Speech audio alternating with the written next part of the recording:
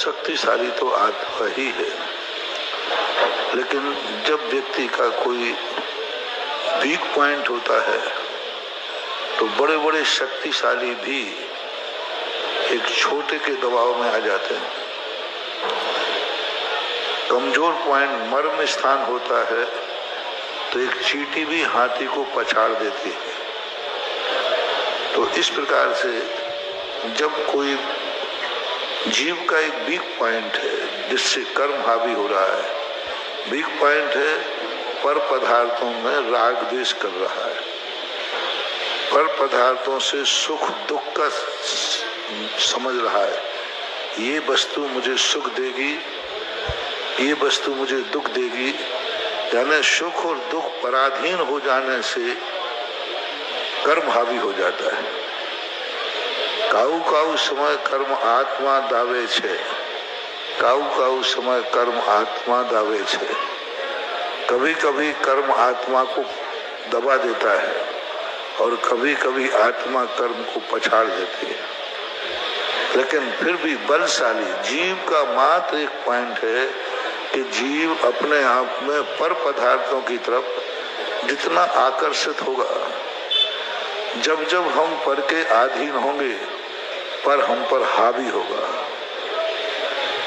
उसको ये मालूम चल जाए कि ये मेरे बिना इनका कोई सुख दुख नहीं है, मैं ही इनका सुख हूँ, मैं ही इनका दुख हूँ, सामने वाला हावी हो जाएगा, तुम्हारी ब्लैकमेलिंग करना शुरू कर देगा, तुमसे दबना बंद कर देगा और तुम पर तानाशाही दिखाएगा। उसको मालूम है कि मेरे बिना ये जी नहीं सकते। बच्चा क्यों पिता को धमकी देता है?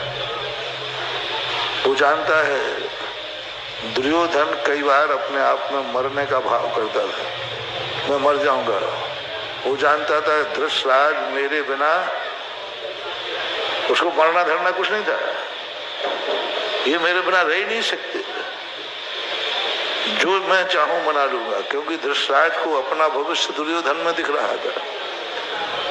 इसलिए जैन दर्शन में आचार्यों ने कहा जितना तुम पर के अधीन होते जाओगे और पर को ये मालूम चल जाए कि इनका कार्य मेरे बिना नहीं चलेगा, नौकर को भी पता चल जाए ना कि मेरे बिना कार्य, तो वो भी आज मैं नहीं आऊंगा साहब, ड्राइवर ने मना कर दिया, वो कहता है मेरे बिना ये गाड़ी चला के जानते नहीं, तो फिर आपको क्या करना पड़ता है, उसको लोभ देना, भाई आजा देख मैं थोड़ी एक्स्ट्रा दूंगा। तो ये है, तो ये सबसे बड़ी कमजोरी जीव की है कि जीव पर के अधीन जब जब होगा तब तब पर हमारे ऊपर हावी होगा।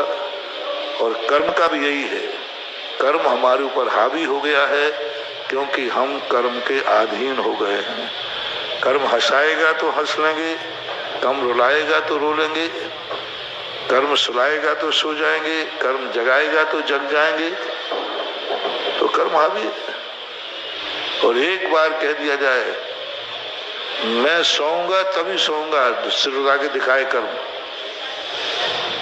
मुझे जब सोना है तभी और मैं जब जागना है तभी जाऊंगा, बस आत्मा हावी हो गई।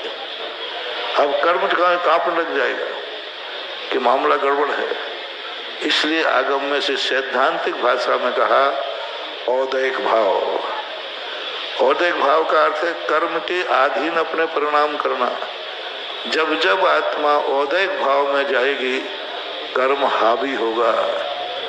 इसलिए मोक्ष मार्ग में चलने वाले जीव क्षयोपशम, उपशम और छायक भाव में जीते हैं। क्षयोपशम छायक भाव में कर्म के अधीन नहीं चलता। भूख लगी है, उपवास है मेरा, भूख लगी है मेरा उपवास, कर्म ने क्या कर लिया। प्यास लगी है मेरा त्याग है। ठंड लग रही है, कर्म कहता है ठंड लग रही है मेरी रजाई का त्याग है। अब करे क्या करेगा? ठंड लग रही है नहीं लग रही, मुझे भी लगती है कि नहीं लगती है, लेकिन कह दिया मैंने कि कर्म मेरा त्याग है, अब कर तू क्या करना है। तो अब वो कम लगने लगी, तुम्हें ज्यादा लगती, हमें कम लगती है। इसलिए नहीं कि ठंड कम हमें कम लगती है, तुम्हें ज्यादा लगती है, क्योंकि तुम्हें ठंड लगी नहीं और रजाई। तो ये होता है, बहुत सारे कर्मों के अधीन हो गए हम। हमें अपनी स्वाधीनता नहीं खोना चाहिए। हम पर के अधीन हमारा सुख दुख नहीं है, सुख दुख हमारे परिणामों के आश्रित है। यदि ऐसा हमारा विल पावर जाग जाए तो आत्मा से शक्तिमान ना कोई था, ना है और ना रहेगा।